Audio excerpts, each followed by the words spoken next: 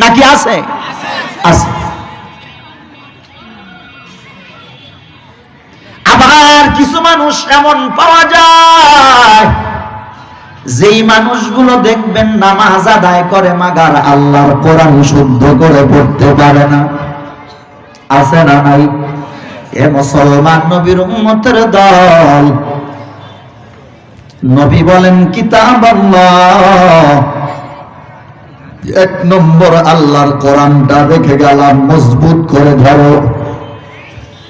তা হলো একটা হলো সুন্দর করে তেলাওয়াত করো, আর একটা হলো আল্লাহর বিধিনিষেধ গুলো মানো। কিন্তু আমরা এমন ইমানদার হইলাম যে আমরা মুখে মুখে বলি আল্লাহর কোরআন মানি, আসলে কাজের বেলায় নাই। হ্যাঁ হ্যাঁ, জবান দিয়া যতই বলো আল্লাহর কোরআন মানো, জবান দিয়া যতই বলো তুমি বড় পাক্কা ইমানদার, আসলেই তালাশ করে দেখলে দেখা যায় ইমানের লেশ মাত্র মুসলমানের ভিতরে নাই। পচা ডিমে তাপ দিলে ভাই, পচা ডিমে তাপ দিলে ভাই বাচ্চা যেমন ফুটে না, পচা ডিমে তাপ দিলে ভাই বাচ্চা যেমন ফুটে না। সূরা কেরাত ভুল পড়িলে নামাজ সহি হবে না। মাথা যদি না থাকে ভাই, মাথা যদি না থাকে ভাই মানুষ যেমন বাঁচে না। 5 ওয়াক্ত নামাজ না পড়িলে ঈমান তাহার থাকে না। বলে নবী এই জন্য বলো, দেখো শান্তি যদি পাইতে চাও আল্লাহর কোরআনটা তোমরা মজবুত করে ধরো। আল্লাহর কোরআন যদি ধরো, এই কোরআনের ইলম অথবা জ্ঞান যেই মানুষের ভিতরে থাকে ওই মানুষের দ্বারা নাফরমান একেবারে কম হয়। যেরকম ঠিক কিনা? এ মুসলমান, আর একদিকে লক্ষ্য করে দেখেন, আল্লাহর কোরআন বড় দামি কিতাব। আল্লাহর কোরআনটা যেই মানুষের সিনার ভিতরে থাকে ওই মানুষটার দাম আমার আল্লাহ বাড়ায়া দেয়, ঠিক কিনা? এজন্য নবী বলেন কিতাব আল্লাহ, একটা হলো আল্লাহর কোরআন, আর একটা হলো সুন্নাত রাসূল, আমি পয়গম্বরের সুন্নাত। এর মানে এই দুইটা জিনিস যার ভিতরে থাকবে, যেই পরিবারের ভিতরে থাকবে, যেই সংসারের ভিতরে থাকবে, যেই ওয়ার্ডের ভিতরে থাকবে, যেই ইউনিয়নের ভিতরে থাকবে, যেই থানার ভিতরে থাকবে, যেই জেলার ভিতরে থাকবে, যে রাষ্ট্রের ভিতরে থাকবে, আল্লাহর খাস রহমত বৃষ্টির মতো পড়তে থাকবে। জোরে কোন ঠিক কিনা? কারণ শান্তি কে দেয়? আরো জোরে বলেন। আল্লাহ দেয়, আল্লাহর হুকুমেই তো দেয়, আল্লাহর বিধানের মধ্যে শান্তি দেয়। মানুষের বানানো মন গড়া মতবাদের ভিতরে আল্লাহ কি দেন না? শান্তি। আমার কথা কি রাগ করেন? ভাষা বোঝেন? বোঝেন তো? কারা কারা বোঝেন না হাত উঁচু করে দেন। মাশাআল্লাহ, সবাই বোঝেন। কারা কারা বোঝেন দুইটা হাত উঁচু করে একটু দেখায় দেন। আপনারা আসলে একটু আইনসা গো, নামায় হালাইছে যুবক মানুষ, নামায় হালাইছে। আরে সোজা করো না হাত দুটো, একটু সোজা করে একটু লড়া দাও। লিল্লাহি তাকবীর। আল্লাহ কবুল করুন। জোরে করেন। শোনেন, আমরা হাজারো মানুষ নিয়ে কথা বলি না? বলি কি না? বলি। অনেক মানুষ এমন আছে মনে মনে কল্পনা করে যে কি একটা কালা বসা হুজুরে হাত তুলতে কইব আর আমার তোলা লাগবো, এটা একটা কথা না? শোনেন, এটা আদবের মজলিস, এটা আদবের মজলিস, কোরআনের মজলিস। এই চেয়ারগুলো ওলামায়ে কেরাম শেষের চেয়ারের মালিক। এই চেয়ার তো পুরা নবী বরাবর। আল্লাহর নবীও এই চেয়ারগুলোতে বইসা তো কথা বলছেন, সাহাবায়ে কেরামরা শুনছেন। জোরে কোন ঠিক কিনা? আর এখন আপনি গাঁট টেরামি করে থাকবেন না, আপনার গাঁট টেরা হয়েই থাকবো। হেদায়েত আপনার কপালে নাই। রাগ করেন না। আবার এক নম্বর কিতাব আল্লাহ, দুই নম্বর সুন্নাত রাসূল, আল্লাহর কোরআন নবীর সুন্নাত। এ মুসলমান, আপনারা বলেন এই দুইটা জিনিস কোন জায়গার ভিতরে পাওয়া যায়? বলেন। স্কুলে? হ্যাঁ, মাদ্রাসায়। কোথায় পাওয়া যায়? মাদ্রাসায় পাওয়া যায়। মাদ্রাসার ভিতরে একটা ছাত্র যখন সর্বপ্রথম আসে, এক নম্বর বাচ্চাগুলোর সুন্নাত শিক্ষা দেওয়া হয়, আল্লাহর নবীর সুন্নাত শেখানো হয়। এ মুসলমান, ছোট্ট মানুষ 6 বছর 7 বছরের বাচ্চা যখন মাদ্রাসায় দেওয়া হয়, অনেক অভিভাবক পর্যন্ত আমাদেরকে বলে, হুজুর ব্যাপারটা বুঝলাম না, এতদিন আমি অমুক জায়গায় পড়াইলাম, সন্তানটারে অনেক শিখাইলাম, কিন্তু এমন পাই নাই। মাদ্রাসায় দেওয়ার পরে 7 দিনের মধ্যে আমার ছেলে পরিবর্তন হয়ে গেছে। এর মানে কি খাওয়া শিখছে? বিড়ি খাওয়া শিখছে? হ্যাঁ, না না, আল্লাহর বান্দা অভিভাবকের জবান দিয়ে কথা বের হয়ে যায়। অভিভাবক বলে, হুজুর ছোট্ট মানুষ এতদিন কোনদিন সালাম দেয় নাই, এখন আমার বাচ্চা বাড়িতে ঢোকার সময় সালাম, বের হওয়ার সময় সালাম। জোরে জোরে করুন সুবহানাল্লাহ। এতটুকু আদব আমরা মাদ্রাসার ভিতরে হয়তোবা আপনাদের সন্তানদেরকে লক্ষ লক্ষ টাকা বেতনের শিক্ষা দিতে পারবো না, কিন্তু হ্যাঁ, মাদ্রাসার ভিতরে উলামায়ে কেরাম মেহনত করে তাদের মেহনতের বিনিময় আল্লাহর কোরআন শিক্ষা দিয়া কমস কম এতটুকু জ্ঞান আমরা দিতে পারি, যা দ্বারা রব্বানা আতিনা ফিদ দুনিয়া হাসানা ওয়া ফিল আখিরাতি হাসানা, যার দ্বারা দুনিয়ায় কল্যাণ পাওয়া যায়, আখিরাতেও কল্যাণ পাওয়া যায়। যদি বলুন ঠিক কিনা? কমসে কম উলামায়ে কেরাম এটা জ্ঞান আপনার সন্তানকে শিখায়, যার দ্বারা আপনি দুনিয়ায়ও কল্যাণ পান, আখিরাতেও কল্যাণ পান। জোরে কোন ঠিক কিনা? এই কথা কি সত্য যে দুনিয়ায় কল্যাণ পাওয়া যায়, আখিরাতেও কি কল্যাণ পাওয়া যায়? এখন আপনারা বলবেন, হুজুর বুঝলাম, আখিরাতে মনে করেন একটা ছেলে হাফেজ হইলে, আলেম হইলে ফজিলত আছে, দুনিয়ায় কি এদের তো বেতনই নাই।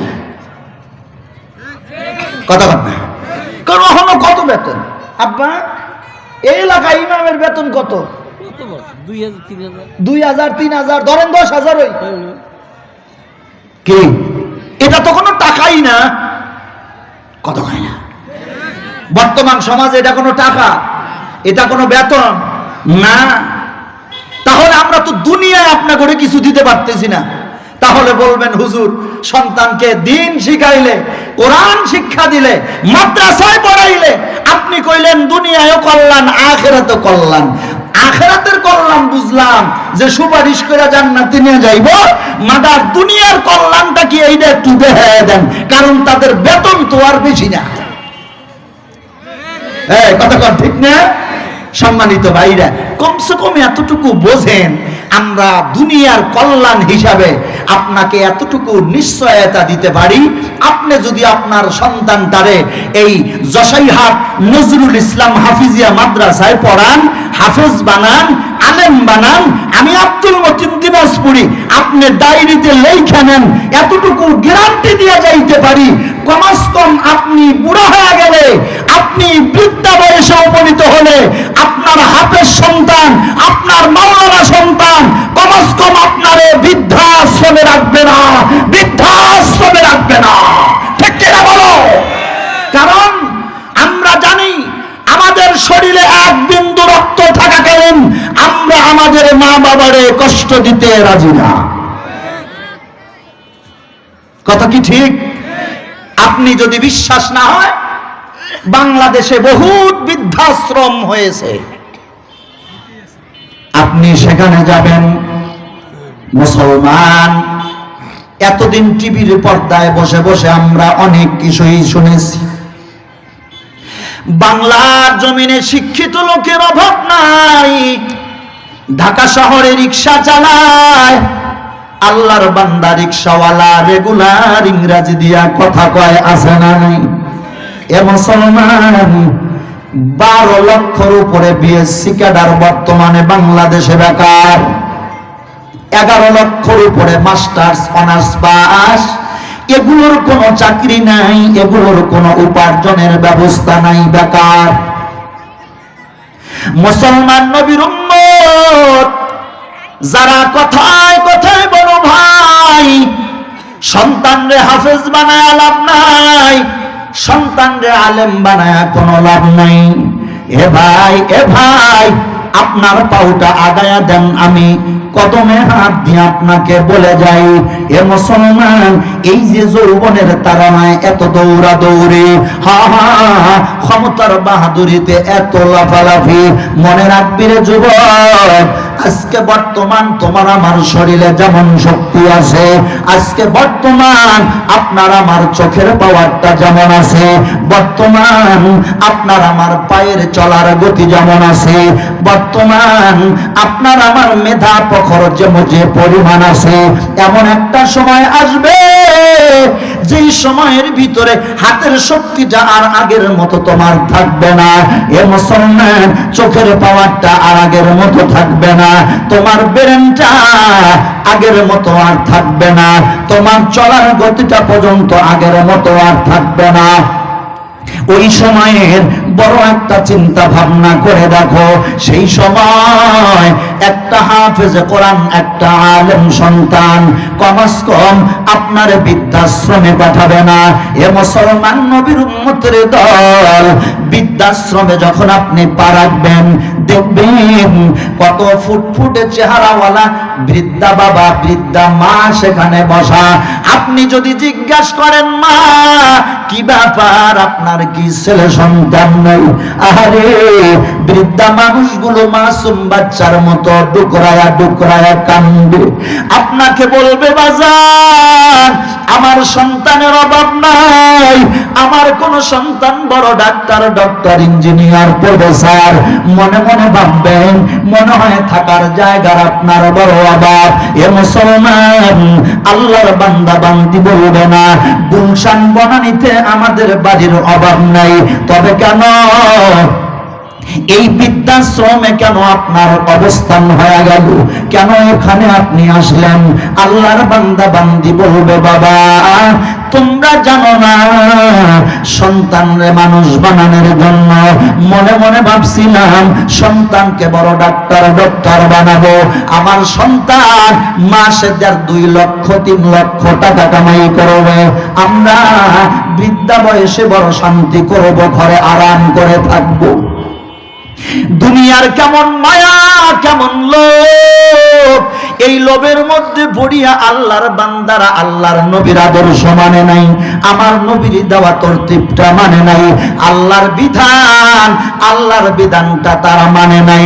না মানার কারণে যখন বান্দারা দোয়া করছে, আল্লাহ আমার সন্তানরে বড় ডাক্তার বানাও, আমার সন্তানরে ডক্টর, ইঞ্জিনিয়ার বানাও, আমার আল্লাহ মা বাবার দোয়াটা কবুল করছে বটে, কিন্তু ওই যে তাকায়া দেখো রে মুসলমান, মা বাবার দিলে এমন বড় বিশ্বাস, টাকা হইলে আমরা শান্তি পাবো, বড় বড় বিল্ডিং হইলে আমরা শান্তি পাবো।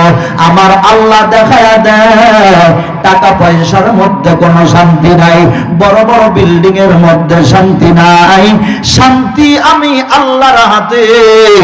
আমি আল্লাহ যদি শান্তি দেই, রিকশাওয়ালারেও আমি আল্লাহ ভালো রাখি। আমি আল্লাহ যদি অশান্তি দেই, কোটি কোটি টাকার মালিক বানায়া আমি আল্লাহ তারে অশান্তির বেলাজারে ডুবায়া রাখি, ঠিক কিনা? আরো জোরে বলেন, ঠিক কিনা? বান্দা দোয়া করেছে, আল্লাহ সম্পদ দিছে, বড় কোটিপতি সন্তান। এখন বিবাহর পরে তার বিবি আয়েশা বলছে, কয় দেখো বাবা এত সুন্দর করে লেখাপড়া করাইছে, আমি তোমার মা বাবার খেদমত করতে পারবো না, তুমি যদি আমারে রাখতে চাও মা বাবার রাখতে পারবা না। আরে মা বাবারে যদি রাখো, আমি তোমার সংসার করব না।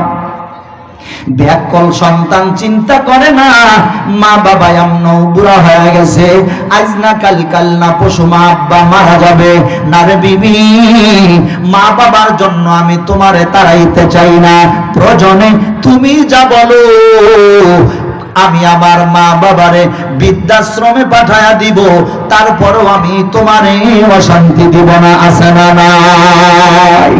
এ মুসলমান, আমরা ওলামায়ে কেরাম বলে যাই, কমাস কম আপনার সন্তানরে যদি হাফেজ বানান, আলেম বানান, এ মুসলমান কথাটা খুব ভালো করে মনে রাখেন, আপনার সন্তান মসজিদে ইমামতি করে 5,000 টাকা বেতন পাবে না, 5,000 টাকা বেতনে কোনদিন 1,000 টাকার লুঙ্গি আপনার সন্তান পরবে না, কোনদিন নিজের খানাটা আগে সন্তান খাবে না, মারে ফোন করে বলবে মা আপনার কি কোনো ঔষধের দরকার, আপনার কি কোনো সমস্যা আসেনি, 5,000 টাকা বেতন নিয়া আল্লাহর বান্দা আলেম আহারে রাস্তা দিয়া যায়, চোখের পানি ফালায়া ফালায়া কান্দে, আল্লাহ যতদিন বেঁচে থাকবো কমস কম মা বাবারে আমি কষ্ট দিতে চাই না।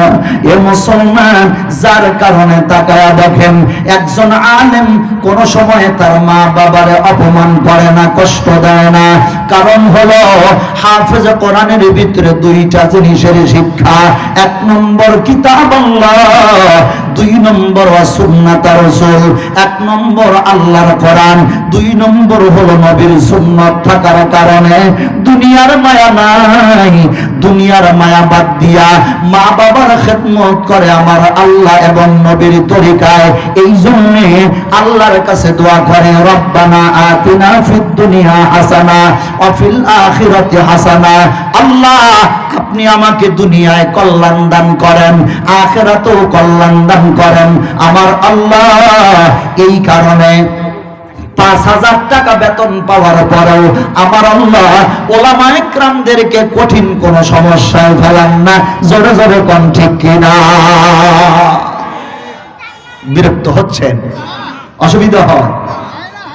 তাহলে 1 নম্বর কিতাব আল্লাহ, 2 নম্বর সুন্নাত রাসূল, আল্লাহর কোরআনটা ধরো, নবীর সুন্নাতটা সঠিকভাবে মানো।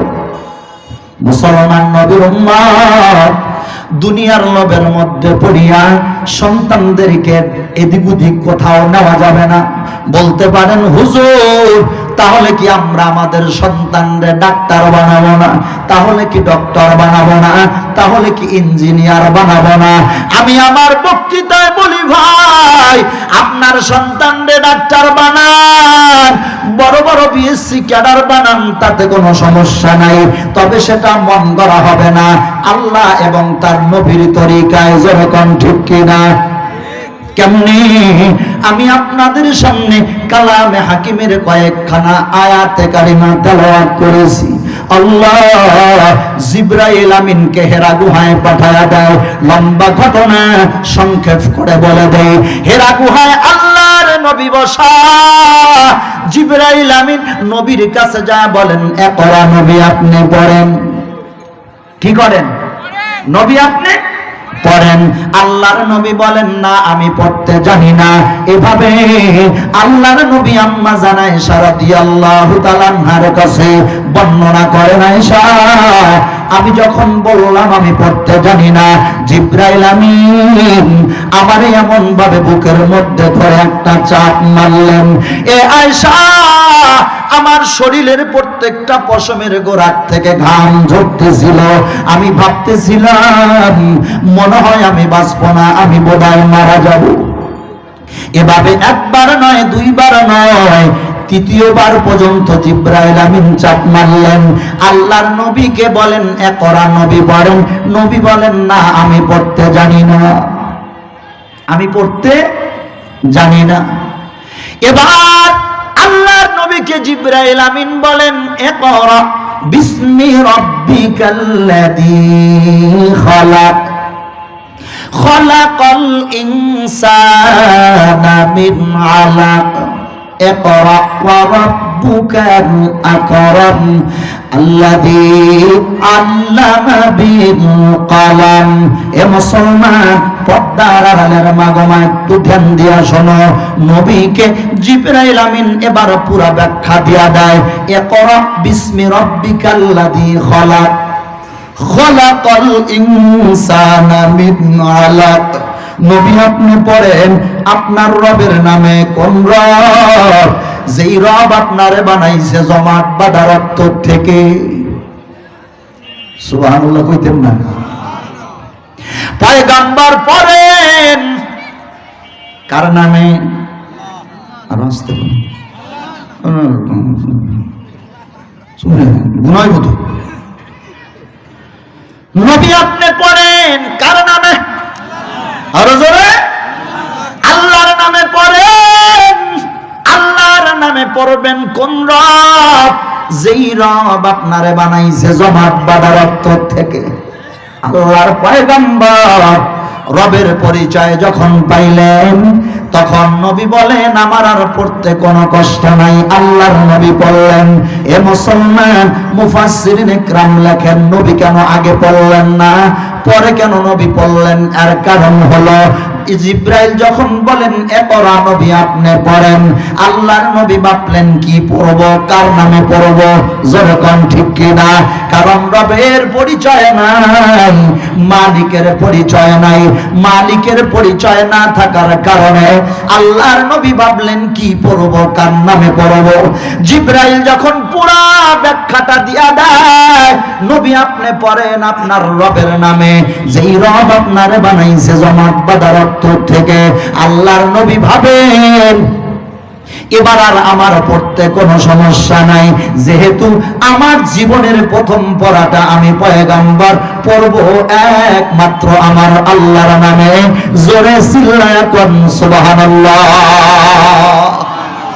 এর মানে নবী খালি পড়লেন ব্যাপারটা এমন না, বলে নবী শিক্ষাও দিয়ে গেলেন। বলে কিয়ামতের আগ পর্যন্ত যত উম্মত আমার দুনিয়ায় আসবে, তারা সহ তারা তাদের সন্তানদেরকেও জীবনের প্রথম পড়া কার নামে পড়াবে? হইল না? হইল না? আবার কোন কার নামে পড়াবে? আল্লাহর নামে পড়াবে। মনে রাখেন, আল্লাহর নামে প্রত্যেকটা সন্তানের জীবনের প্রথম পড়া যদি হয়, একটা সন্তান হাফেজ হবে, সন্তান চেয়ারম্যান হবে, সন্তান হাফেজ হওয়ার পরে ডাক্তার হবে, ডক্টর হবে, ইঞ্জিনিয়ার হবে, প্রফেসর হবে। এই হাফেজ সন্তান এমপি, মন্ত্রী, ব্যারিস্টার হলেও কোনদিনও সে জনগণের হক নষ্ট করবে না, হক নষ্ট করবে না। যেরকম ঠিক কিনা? কারণ তার ভিতরে কি আছে? আল্লাহর কোরআন আছে। আল্লাহর কোরআন ছাড়া যত বিদ্যা আছে, এই বিদ্যাগুলো সঠিক বিদ্যা না, এই বিদ্যার ভিতরে ভেজাল আছে। কেন কেন বললাম এই কথাটা? এখানে অনেক মাস্টার, অনেক স্যারেরা, অনেক প্রফেসর থাকতে পারেন। এখানে থাকলেও আমি গ্যারান্টি দিব আপনার শিক্ষায় কোনো ভেজাল নাই। দুইজন ঠিক কথা হইল। কেন নাই? আপনার শিক্ষা কোরআন মাফিক আছে গুণে আপনি ওয়াজে আছেন। কথা কন ঠিক না? আর দেখেন তসলিমা নাসরিন, সেও তো একজন ডাক্তার, ডক্টরের ডিগ্রি নিয়ে এত বড় শিক্ষিতা মহিলা হয়া যে আল্লাহর কোরআনের বিদ্যাচরণ করে, ওলামা একরামদেরকে গালি দেয়, কোরআন মানে না, নবী মানে না, মুসলমানের বিপক্ষে সারাক্ষণ কলম ধরে। আপনারা শিক্ষিত সমাজ জবাব দেন, ওই শিক্ষা কি জাতির মেরুদণ্ড হতে পারে? কথা বলুন না, ওই শিক্ষা জাতির মেরুদণ্ড হতে পারে না। বলে যেই শিক্ষা ডাক্তার হওয়ার পরেও আজান হওয়ার সঙ্গে সঙ্গে সমস্ত কাজ ফলায় রাইখা মসজিদের দিকে নিয়ে যায়, মনে রাখতে হবে এই শিক্ষা জাতির মেরুদণ্ড। এই শিক্ষা দ্বারা জাতি দুনিয়া এবং আখিরাতে লাভবান হবে। যেরকম ঠিক কিনা? আমার মনে হয় আপনারা বিরক্ত হচ্ছেন। তাহলে দুনিয়ার লাভ সন্তান বৃদ্ধা বয়সে আমাকে ফালায়া দেবে না। এই বৃদ্ধা বয়সে সন্তান কাছে না পাওয়া, এটা কি আপনি খুব ছোটখাটো বিষয় মনে করলেন? কতক্ষণ আমাদের দেশে একটা নায়ক আছে না, রিয়াজ নাকি নাম, আজ থেকে 1-1.5 বছর আগে তার শ্বশুর নিজের কপালে পিস্তল ঠেকায়া গুলি কইরা মরল না? দেখ কেরা কেরা জানেন? এটা কোন জানেন? 2-1 জন। রিয়াজের শ্বশুর, তার কি অভাব? টাকার অভাব নাই, বাড়ি গাড়ির অভাব নাই, কিচ্ছু অভাব নাই। বৃদ্ধা বয়সে তার পাশে কোনো লোক নাই, ছেলে নাই, মেয়ে নাই, বিবি নাই, কেউ নাই। এই আবদ্ধ জীবন বন্দিশালায় থেকে থেকে সে ভাবছেন, আমার আর এই জেলখানায় থাকার ইচ্ছা আমার নাই। নিজের কপালে পিস্তল ঠেকায়া নিজের বৈধ পিস্তল দিয়েই আত্মহত্যা করলেন। কি প্রমাণ হয়? আপনি ভাইবেন না যে আপনার শক্তির ঠেলায় আপনি আজীবন চলতে পারবেন না। এক সময় আসবে যেই সময় আপনার সন্তানকে আপনার পাশে পাওয়া দরকার, আপনার বন্ধুদেরকে আপনার পাশে পাওয়া দরকার। কিন্তু ওই সময় বন্ধু যদি দিনদার না হয়, তাহলে তো আপনার বন্ধু আপনার বিপদে কাজে আসবে না। কথা বলুন ঠিক কিনা? ওই সময় আপনার সন্তান যদি দিনদার না হয়, তাহলে বিপদের সময় আপনার সন্তান আপনার কাছে আসবে। ভাইরা আমার, করোনাকালীন সময় আপনারা দেখেছেন, আহারে হাজারো মানুষ করোনায় আক্রান্ত হয়ে মারা যায়। বাবা হাসপাতালে গিয়া করোনায় আক্রান্ত হয়ে মারা যায়। ডাক্তার ফোন দিয়া লাশের বাবারে বলে, তোমার ছেলে করোনায় আক্রান্ত হয়ে মারা গেছে, লাশটা নিয়ে যান। এ মুসলমান, পত্রিকায় ইউটিউবে এখনো সার্চ দিলে আপনারা পাবেন যে সন্তান অথবা বাবা, সন্তান মারা গেছে করোনায় আক্রান্ত হয়া। খবর শুই না নিজের জন্মদাতা পিতা ঘরের ভিতরে, বাড়ির ভিতরে তালা লাগায়া বাড়ির থেকে পলায়া গেছে। বাবাকে খুঁজে পাওয়া যায় নাই। কেন যায় নাই? আল্লাহর বান্দা মনে মনে ভাবে, আমার সন্তান মারা গেছে করোনায় আক্রান্ত হয়া। না না, ওই রোগী করোনায় আক্রান্ত লাশ আমার বাড়িতে আনবো না, কারণ আমি নিজেও তখন আক্রান্ত হওয়ার সম্ভাবনা। যেরকম ঠিক কিনা? কত লাশ হাসপাতালের মর্গে পড়ে থাকলো, কত লাশ কত জায়গায় বেওয়ারিশ ভাবে দাফন করা হলো, কিন্তু একটা প্রমাণ দিতে পারবা না রে ভাই। নামাজি সন্তান, হাফেজ কোরআনের মা বাবা মারা গেল, আলেমের মা বাবা পর্যন্ত মারা গেল। শুধু তাই নয়, মা বাবার লাশ দাফন করা শুধু ব্যাপারটা এমন না। বাংলাদেশে বেওয়ারিশ লাশগুলো বেশিরভাগ উলামায়ে কেরাম, হাফেজ কোরআন, আলেমরা পর্যন্ত মুসলমান ভাই হিসাবে সাক্ষী দিয়া তারা কোন সময় যেখানে সেখানে ফালায়া রাখে নাই। নিজের জীবনটারে বাজি দিয়া আল্লাহর বান্দারা মুসলমান ভাইয়ের লাশটাকে দাফন করেছে। যেরকম ঠিক কিনা?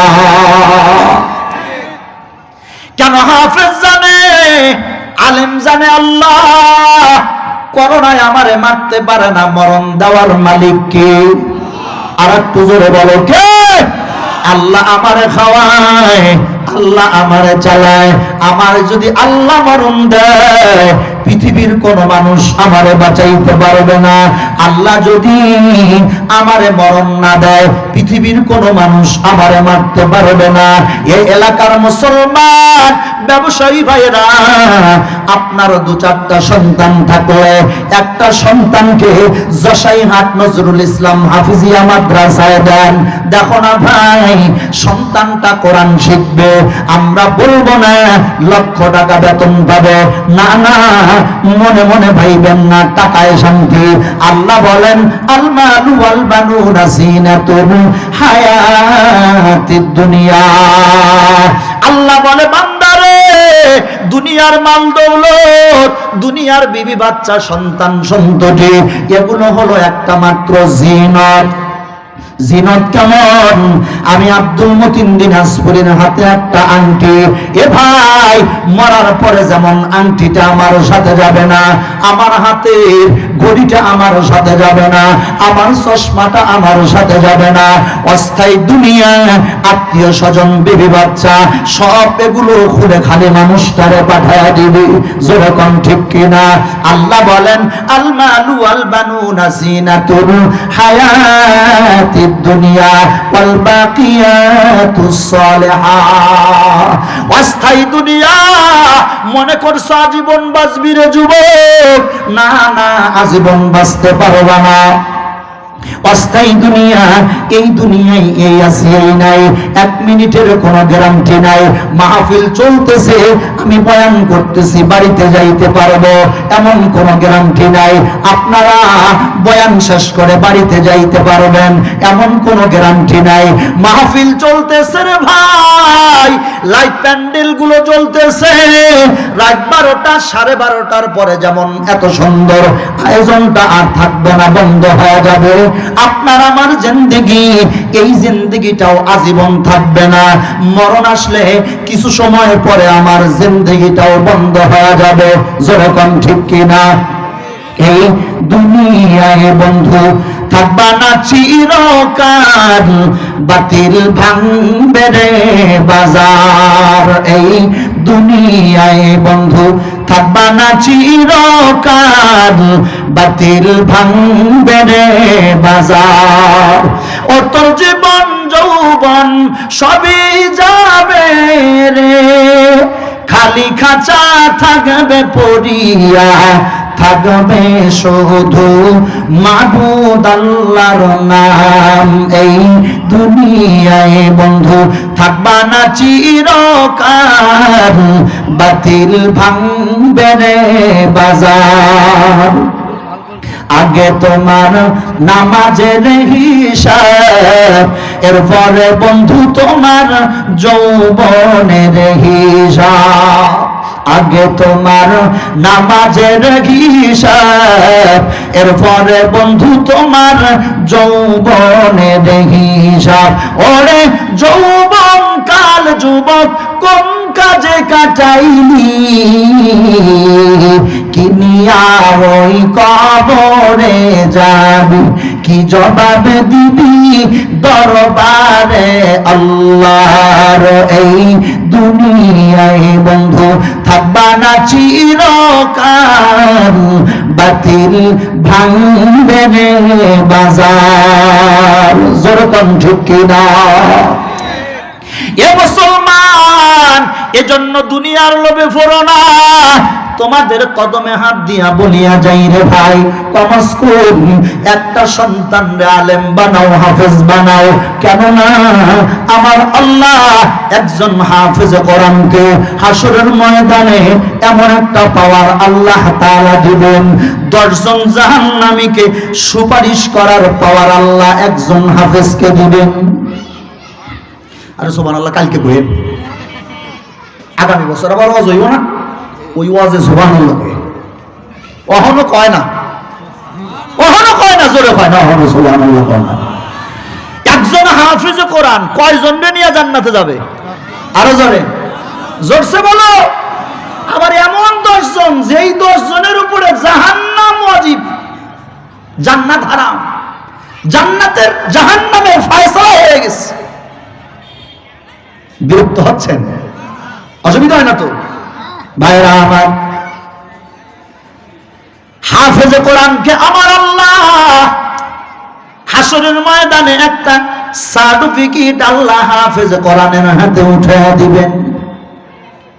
আহারে, হাফেজ কোরআনকে আল্লাহ তাআলা বলবেন, দেখ এই সার্টিফিকেটের পিছনে যার যার নাম লেখা তারে নিয়ে আমার জান্নাতে চলে যা।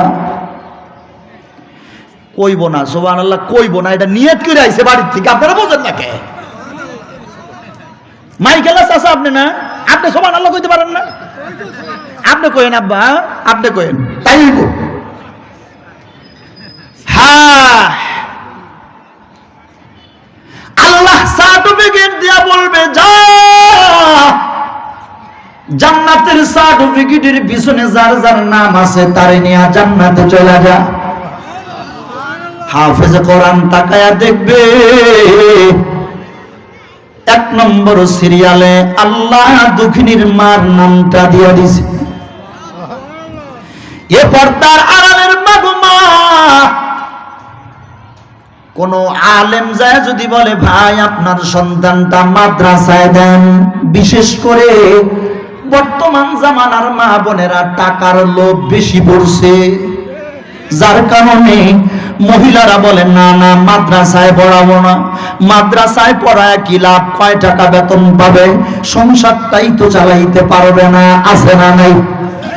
মুসলমান নবীর উম্মত, পর্দার আড়ালের মা গো মা, আহারে তোমরা কত কষ্ট করে প্রসব বেদনা সহ্য করে একটা সন্তান তোরা জন্ম দাও, অথচ দুনিয়ার লোভের মধ্যে পড়িয়া তোমরা সন্তানকে আলেম বানাও না, হাফেজ বানাও না। এ মা, সর্বপ্রথম আল্লাহ হাফিজ কোরআনের মায়ের নামটা আল্লাহ তাআলা লিখে দিবেন।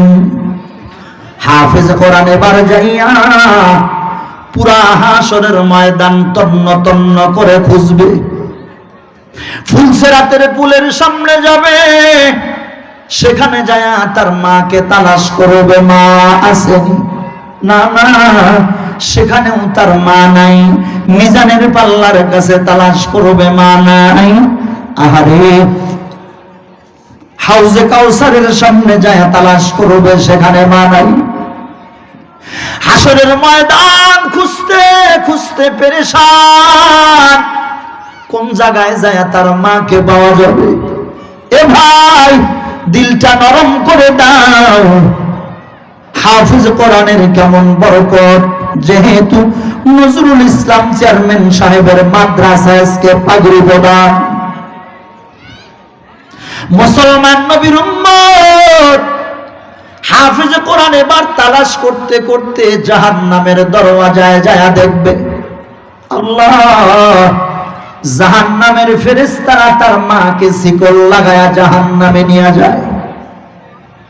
হাফিজ কোরআন দৌড়াইয়া যায়, আবার শিকল ধরবে, ভাই দাও আমার মা, আমি আমার মাকে নিয়ে জান্নাতে চলে যাব। জাহান্নামের ফেরেশতা বলবে না, আল্লাহ আমাদেরকে হুকুম করেছে জাহান্নামে নেওয়ার জন্য। হাফিজ কোরআন বলবে, জাহান্নামে নেওয়ার জন্য হুকুম করেছে, কোনো প্রমাণ আসেনি। সুবহানাল্লাহ কইতেন না? কারণ ফেরেশতার হাতে কোনো প্রমাণ নাই জাহান্নামে নিতে বলছে। হাফিজ কোরআন যুবক বলবে, ফেরেশতারা দেখ তোমাদের কাছে জাহান্নামে নেওয়ার কোনো প্রমাণ নাই, অথচ আমার আল্লাহ জান্নাতে নেওয়ার জন্য আল্লাহ তাআলা আমারে একটা দলিল স্বরূপ জান্নাতের সার্টিফিকেট আমারে দিছে। দেখ দেখ দেখ, জান্নাতের সার্টিফিকেটের পিছনে আমার মার নামটা আমার আল্লাহ লিখে দিছে। সিল্লাকুন সুবহানাল্লাহ। লম্বা ঘটনা, সময় কম, তাড়াতাড়ি শেষ করে দেই। হাফেজ কোরআন মাকে নিয়ে আসবে, জান্নাতের দরওয়াজায় পা দিবে। হাফেজ কোরআনের মনের মধ্যে বড় আনন্দ, আরে আমি আমার মাকে নিয়ে আজকে এক জান্নাতে বসবাস করব। কিন্তু না, মার দিকে খেয়াল করে দেখবে মা আর আগায় না, চোখের পানি ফালায়া ফালায়া কান্দে। এ মুসলমান, আমার যুবক ভাইরা, অনেক ভাই আছে তোমরা মহিলাদেরকে ভালোবাসো না, বিবিকে মোহাব্বত করে না, বিবিকে আদর করে না, আছে না নাই? কথায় কথায় গালি, কথায় কথায় অত্যাচার করো। খবরদার, আমার মা বোনদের দিল বড় নরম, নরম জায়গায় যদি তোমরা পানি দাও, আচার ব্যবহার যদি তোমরা সুন্দর করো, দেখবা কশ্চিন কালেও তোমার বিবি কোনোদিনও তোমার সাথে বেয়াদবি করবে না, ঠিক কিনা? হাফিজে কোরআন এবার দেখবে, মা মা কেন তুমি আসো না, আমরা তো জান্নাতে যাব। হাফিজে কোরআনের মা বলবে, বেটা তুই তো তোর মা পায় অনেক খুশি হয়ে গেছো, কিন্তু না রে বাজান না, হাফেজ হওয়ার পিছনে আমার একার কোনো অবদান নাই। আমি জানো না 10 মাস 10 দিন গর্ভ ধারণ করে দুনিয়ার জমিনে তোমারে আমি জন্ম দিলাম। এ বাজার, এ পর্যন্তই আমার কষ্টটা শেষ, অথচ তোমার বাবা আজকে রৌদ্র রে রৌদ্র বলে নাই, বৃষ্টি রে বৃষ্টি বলে নাই। হাফেজ হওয়ার পিছনে তোমার গরিব বাবা সময় মতো খানা খায় নাই, সময় মতো ঘুমায় নাই। আজকে তোর বাবা জাহান্নামের দিকে চলে যায়। না বাজান, আমি তোর বাবারে সারা জান্নাতে যাব না। আরে হাফেজ কোরআন আবার তালাশ করে জাহান্নামের দরওয়াজায় পাবে, মা এবং বাবাকে নিয়ে জান্নাতের দরওয়াজায় যেতে চায়। লম্বা ঘটনা সংক্ষেপ করে শেষ করে দেই। হাফেজ কোরআনের মা আবারও দাঁড়ায়া যায়, না না, তুই তোর মা বাবারে পায়া খুশি হয়ে গেছো, আমি তো আমার মা বাবারে হারায় ফেলছি। আল্লাহ, হাফেজ কোরআন দেখবে 3 নম্বর 4 নম্বরে আমার আল্লাহ নানা নানির নামটাও আল্লাহ কাগজের ভিতরে লেখা দিছে। কয়জন কয়জন হইল? মা বাবা, নানা নানি 4 জন। 5 নম্বর 6 নম্বরে হাফেজ কোরআনের দাদা দাদি। কই গুণ আছে? কি করা আছে? কই হবে? কি করা আছে? কিছু করা আছে না। হ্যাঁ, 6 নম্বর গেল। 7 নম্বর 8 নম্বর শ্বশুর শাশুড়ি। এই বোঝেন না? কারণ দেখেন, কেন একটা লোক যখন একটা হাফেজের সাথে তার আদরের কন্যাটারে বিবাহ দেয়, তখন মানুষকে বলে, ভাই আসলে তো ছেলেটার কিছু থাক আর না থাক, আমার তো তেমন কোনো আমল নাই, তো হাসরের মাঠে হাফেজেরও সিলাই যেন আল্লাহ আমারে মাফ করে, এজন্য আমার আদরের মেয়েটারে হাফেজ কোরআনের হাতে উঠাইয়া দিলাম। এজন্য ঠিক কিনা? এজন্য আল্লাহ তাআলা হাফেজ কোরআনের শ্বশুর শাশুড়িরেও কি সুপারিশ করার সিরিয়াল আল্লাহ তাআলা লিখে দিবেন। এবার গেল, বাকি আছে কয়জন? কয়জন? 2 জন। 2টার নাম শোনার আগে একবার সবাই জবান খুলে আলহামদুলিল্লাহ কর, আরো করে কর। কারণ আল্লাহ তাআলা বড় মায়া করে, দয়া করে বান্দা বানায়া আল্লাহ চায় যেন বান্দারা জাহান্নামে না যায়, জান্নাতে যায়। এটা আল্লাহ তাআলা চান। যার কারণে 9 নম্বর এবং 10 নম্বরের সিরিয়ালে আল্লাহ তাআলা আমাদের সবাইকে শামিল করে দিয়ে দিয়েছেন। খুশি হন নাই তো? খুশি হইলে আরো জোরে কর। কেন বোঝেন? 9 নম্বর 10 নম্বর হলো হাফেজ কোরআনের লজিন মাস্টার, লজিন মাস্টার নি। এই লজিন মাস্টার নি ভাষাটা বুঝছেন? মানে দেখেন, নজরুল ইসলাম সাহেব হাফিজিয়া মাদ্রাসায় ধরেন 15 জন ছাত্র পড়ে, এর মধ্যে সবাই কি এই এলাকার? কথা বলা লাগবে না। কেউ বা পার্বতীপুর, কেউ বা দিনাজপুর, কেউ বা অমুক জায়গায়, কেউ বা তমুক জায়গায়, বিভিন্ন জায়গা থেকে এরা আইসা এখানে পড়ালেখা করে। মা বাবা এদেরকে জন্ম দিছে বটে, কিন্তু খানাদানার খরগোশের দায়িত্ব এবার যশাইহাট এলাকার মানুষ তারা চিন্তা করে, না রে অনেক ছেলে পেলে অনেক দূর থেকে যেহেতু আমাদের এখানে আসছে, আমরা এদের সাথে একটু শরীক থাকি। হুজুরকে যায় বলে, হুজুর আমারে একটা ছেলে দিবেন, আমার বাড়িতে আমি লজিম খাওয়াবো। এমন আছে না নাই? জোরে বলেন, আছে না নাই? এমন আছে। লজিম খাওয়ায় একটা পদ্ধতি। আর একটা পদ্ধতি হলো লজিম খাওয়ায় না, কিন্তু আজকে এতগুলো মানুষ এই মাহফিলে আইছেন, আপনারা একেবারে জানার কি বাকি আছে যে পোস্টারে যাদের নাম দেওয়া হয় তাদের চেহারা দেখার জন্য নাম দেওয়া হয়? কথা বলে না? হ্যাঁ, নাকি কিছু পাওয়ার জন্য?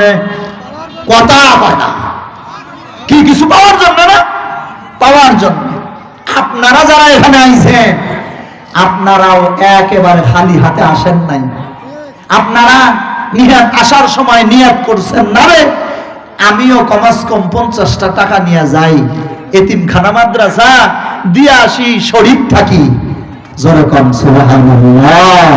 সুতরাং আজকের মাহফিলে আপনাদের মেহমান বিশিষ্ট আলেমে দ্বীন, আমাদের ওস্তাদ সমতুল্য, আমাদের সারা বাংলার আলোড়ন সৃষ্টিকারী ওয়াইজ, যার বয়ান একেবারে ছোটবেলা